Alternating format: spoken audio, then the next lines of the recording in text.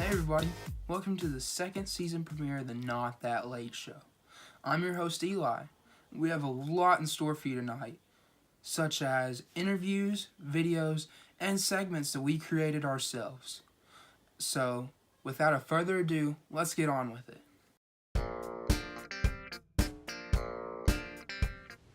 Hey guys, welcome to What's Going On, my new segment on the Not That Late Show. So basically, there's the main part where I'm talking about what's going on in our lives, and then I'm going to talk about a little bit of what's going on in our world, mostly just movies, obviously. So we're going to start off talking about all of the official VFP members, and we're going to start with Andy, then Eli, Ezra, and Nehemiah, so we're going age-wise. Andy says, my classes this semester are going great so far. She's in college for anyone who doesn't know. My major is video production technology, and some of my classes include script writing, campus broadcast 2, and video editing, which have all been super fun so far. I'm hoping I'll be able to adapt some of my screenplays into short films, which I can showcase here at BFP. In other news, I took archery in high school and enrolled in an archery course here, and I've been having a bunch of fun with that.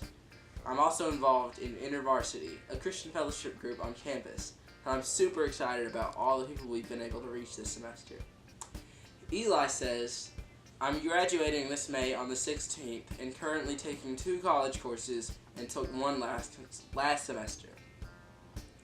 I was accepted into MTSU class of 2023, where I plan to major in pre-occupational therapy.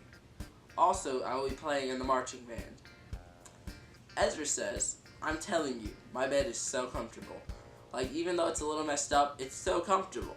So this year, it's like a new year, and I don't really know what I'm going to do, but I hope I have fun. Nehemiah says, I recently joined a debate club, and we hosted our first tournament of the year. It was a wonderful experience, and I really learned a lot from it, and it made me so excited to participate in tournaments in the future, and excited about debate in general. Okay guys, so here's the second part of this segment where I'm going to talk about what's going on in the world right now. I thought I would say something about how we recently had the longest government shutdown in history in America. I think it was something like 35 days. Donald Trump also gave his State of the Union speech. We watched that. It was pretty interesting. And also, in other news, this past Friday, the Lego Movie 2 came out.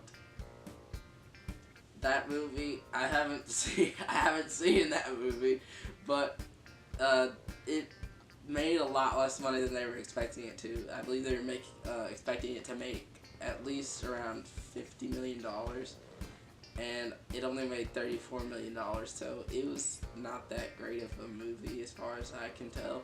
I looked at some of the Rotten Tomatoes reviews, and probably my favorite one is watching the Lego Movie 2 is like stepping on a Lego. That one was just great. I laughed at that one.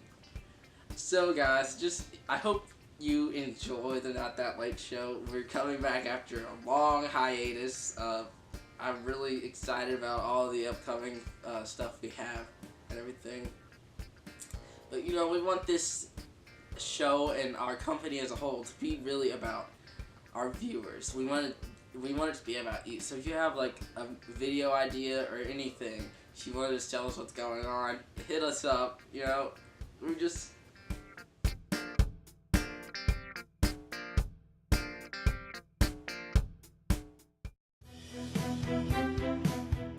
Hi everyone, welcome to my new segment, Eli's Comic Book Character of the Week. Basically, you guys are given a poll and get to decide on one of 4 characters. Since this is our first segment and we wanted to keep it under wraps, this week I chose For You. In celebration of the new movie, Spider-Man Into the Spider-Verse, I decided to show off one of Marvel's newer, more popular characters, Miles Morales. Just a heads up, Miles' story takes place in the Ultimate Marvel Universe, so nothing that happens here happens in the actual Marvel Universe that you know and love. Anyways, let's get on with it. Miles Morales is a biracial, part Latino, part African-American young teen from Brooklyn who just so happens to be the nephew of the Spider-Man villain, the Prowler. Oscorp was making genetically engineered spiders out of Peter Parker's blood, but the Prowler went to go steal it, but one of the spiders escaped and crawled into his bag. A few days later, while Miles is visiting his uncle, he is bitten by the spider and later realizes his newfound powers. Miles was sickened to think of becoming a superhero due to his want to live a normal life, but things change when Miles witnesses the murder of Peter Parker at the Goblin's hand. Like every superhero though, Miles faces hardships such as the death of his uncle after refusing to help him with illegal activities. That's it for this month. If you have a comic book character you'd like to see, comment a suggestion. Do you think Miles Morales is a good Spider-Man, or would you rather just see old Peter Parker? Until next time everybody, thanks.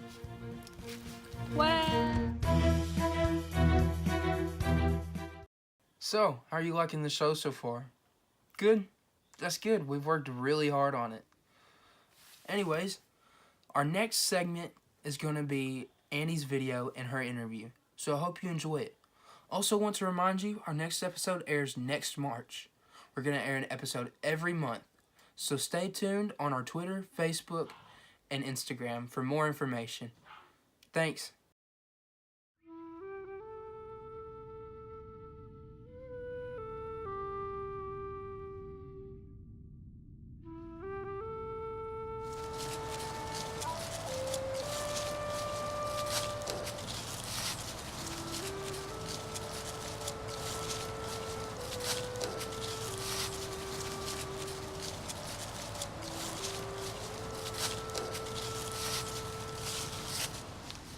I don't even understand why we're trying to do this anymore. Half of our crew has been killed off. They've either died of illness or they've been murdered by those vile creatures. And those of us who are left aren't really in the best shape ourselves. And what do we expect to find there? A warm bed and a hot meal? That is quite a fantasy. Whatever we find there is going to be just as bad as this hell we're living in now. Maybe worse. The entire country is in ruins, and there is nowhere that is safe. I don't disagree, Gary. The land was devastated as soon as we turned away from the king.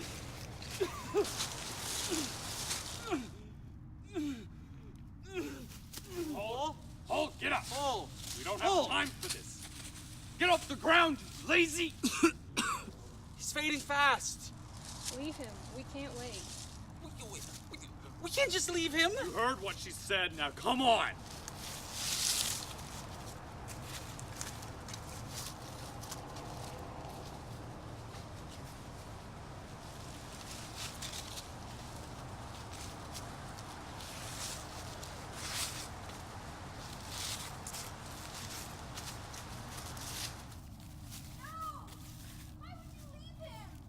Could have saved him! He had nothing to live for anyway. At least now his suffering's over.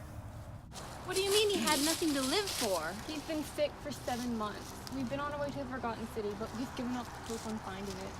There was probably no one there that could have helped him anyway. He was a hindrance stuff and he knew it. Who are you anyway? I am Dimphna. I too am on my way to the Forgotten City, where I hope to find peace and comfort after these difficult times in the wilderness. I'm curious, what do you expect to find at the Forgotten City? Do you actually have something to live for, or you just seem so optimistic? Of course! Don't you have something to live for? Not really. Ever since the fall of the Golden Kingdom, the country's been in ruins. There's nothing good left in the world, and we've accepted that. Seems like the only one who hasn't is you. Have you not heard of the promise? Oh, so now there's a promise. I should have seen that coming. You care to tell us what this promise entails? Well, yes. It says whoever turns back to the king will have life restored to them again. There will be joy and happiness once more. That is what I'm hoping to find in the city. Wait. The king? The one that kinda died over 100 years ago? That's bull. Is he dead?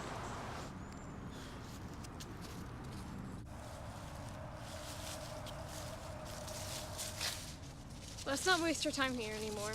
I hope you find whatever you're looking for, but if you'll excuse us, We're on our way to a safe, enclosed city, whether there's any magical entities living there or not. Well, laugh if you will, but ignoring me may not be in your best interest. I'm more than willing to continue with you, and I will do the best I can to answer any questions or doubts you may have. Actually, we would love that. Tell us something more. Where did that promise come from? Well, the king knew that the people were going to turn away from him eventually.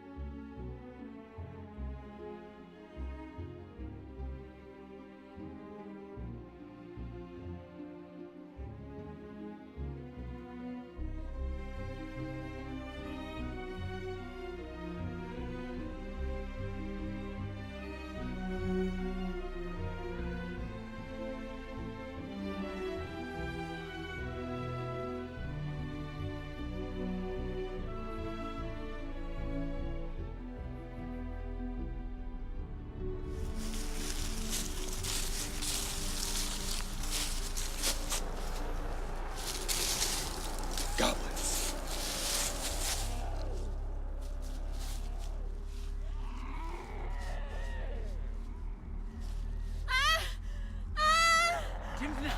Timna, shut up! Shut up, you're gonna draw attention!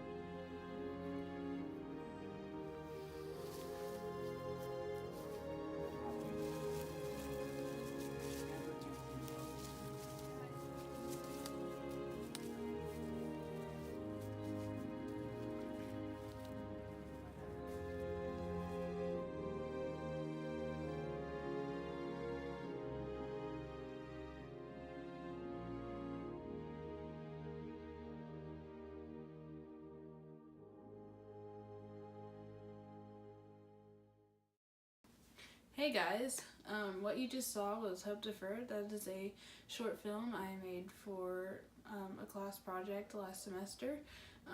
What's about to happen next is an interview with two of our actresses.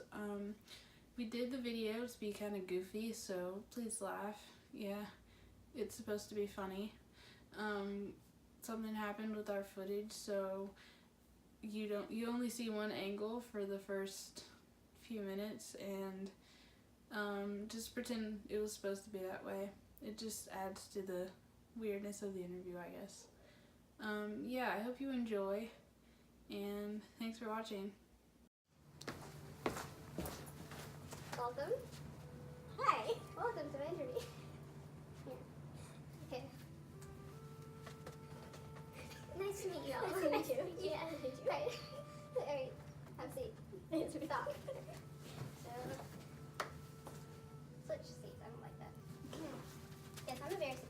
Which way are you gonna go, left or right? I need you to switch. Get your act together. Thank you. All right. You're not supposed to laugh, are we? You're not allowed to laugh? Why? Did you have a rough childhood? I don't want to talk about it, okay? Well, no crying on that interview. Let's not get too personal here. All right.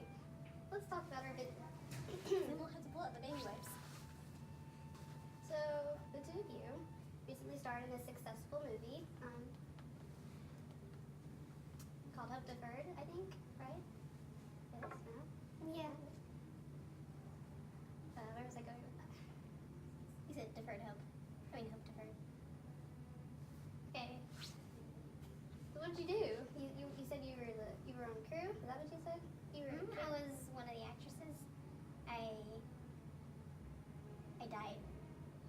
I didn't meet her until she was dead, so this is the first time I've really talked to her. Like she was just wait, hold on, I'm sorry. You're an actor? Actress. Okay, sorry. Continue. What do you say? I died. There were 4 other people on set. No, 3. No. I died. And she didn't say anything. So this is actually the first time I've heard her voice. This is amazing. Hi, I'm Megan Ferris. You make a very good dead person, just to let you know. Your funeral's gonna be amazing. Thank you. Alright, that's good. Cool. Stop that. We're talking about math, right? And the nth dimension. Speaking of the nth dimension, there was one character in the film Oh. that I have a theory on. The director didn't explain it to me completely. I'm the director. Oh yeah, you are. I thought you looked familiar. Yeah. I see. Well, the director just explained to me that he was supposed to be in the film the entire time, but like he kept disappearing off set and then popping back up. Like we would go for lunch break and he would just like, blah. So there we go. And then when it was time to film like the dying scenes, he would come back and he would make a lot of sarcastic comments. I think the director told me about that actually. That wasn't scripted. I think he just had A rough childhood. yeah, something like that. Yeah, so you were an actress. Did you so I still am. what about your dad? I came back to Okay, life. so tell me about that. How was dying? Did you die as your character or did you actually die? I died Like I know as- some people like really like get all into their characters and they will take things, in my opinion, too far, but I don't know. Well, as the angel who resurrected her, I can tell you she died a little bit on the inside. She's very good. I would have to agree with that. I did die a little bit on the inside. I hadn't had lunch. I was really hungry, and when I died, they didn't really have a pillow or a blanket. I had to lie in the leaves in the dirt. And then what made it worse was we had to cut, and this like wasn't my fault. Like my mom called me right in the middle of our shoot, and it was my dying scene, and she's like, "When are you gonna be home? I'm making dinner." So like right then, I died a little bit on the inside because I was still hungry. And she said she was making food. What about you? What's your role in this whole dying thing? Well, fortunately, I didn't die. I was the essence of life. You could really say I brought life to this movie. She was dead, another character was dead, and I just came through there and I just picked them up. And I was just thinking in my head, we're going to Zaxby's. And we just walked like we were going to Zaxby's. It was great. Yeah. I don't actually like Zaxby's, but for the benefit of the other character that isn't present, the other actor who died, I knew he really liked Zaxby's, and I wanted him to have some pep in his step, so I mentioned that Zaxby's, and it really worked. Like, it's so peppy after It's that. very hard to portray authentic joy in a walk. And you're trying to be calm at the same time. You have a nice opening. It's very deep and So- thought out. What she did for him, he was having a hard time acting. And she's like, okay, I got this. Just think of Zaxby's. I know what I'm doing. I'm the best at it. I think that I've done my best work in this film. Tell me about the story and everything of the movie. What did you think about that?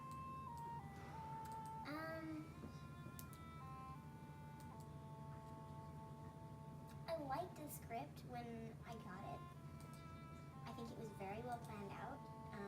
When I got onto the set, while we were rehearsing our lines, we lost the papers. We kind of like blew out our hands, so we had to pick them all back up. And I think they may have been out of order, but the director's like, no, we'll do it. Keep going. So one of the guys ended up dying 3 or 4 times. It was kind of brutal. I'm glad I only had to die like once. See, this is what I mean. I memorized my lines. I memorized that script, so even losing it, I kept it all in my memory. I knew exactly what I was supposed to say, which is nothing. She almost those lines memorized. Yes, I do. Do them right now, just like I'm back there.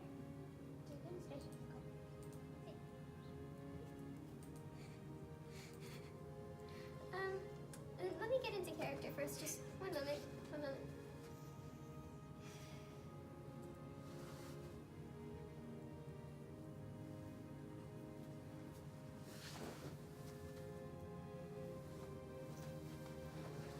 And that's it.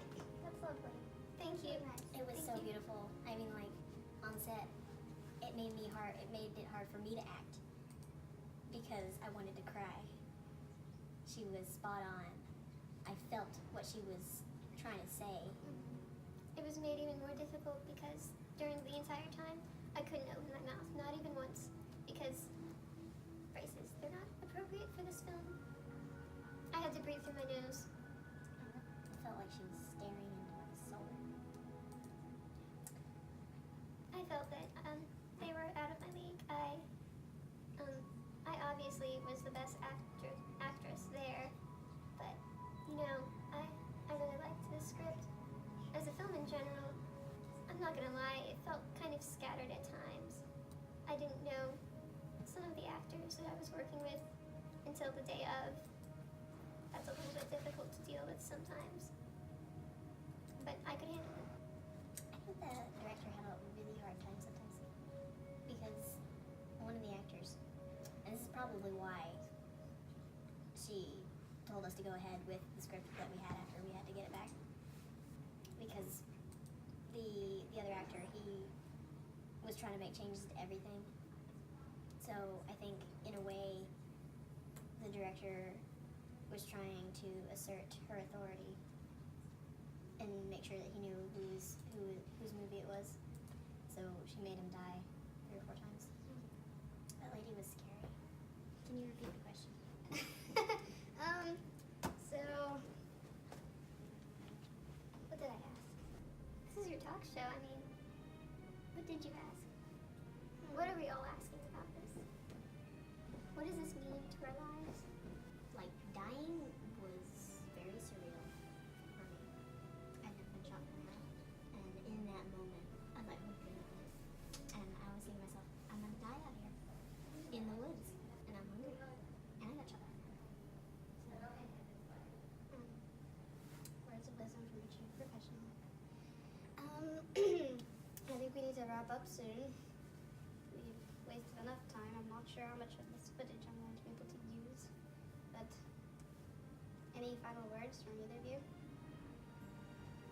What's your name again? Yeah. What? What's your name? How would you ask that? I walked in here and I never got your name. I like to know who I'm working for too. I'm sorry, I have to go. But wait a minute. Wait a minute. I want to know who I'm working for. She was an odd person. The episode's over already? It was such a good episode, you guys. I really enjoyed it myself. Anyways, from Tennessee, have a good night.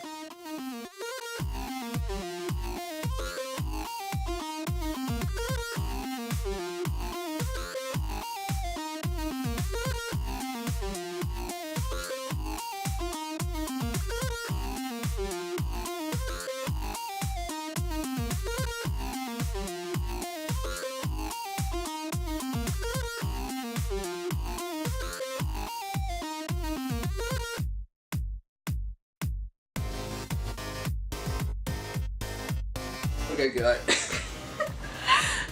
Rolling. Rolling. Rolling. Cut. Just cut. Cut. And action. The odd squid with pox goed into the pipe and got snagged.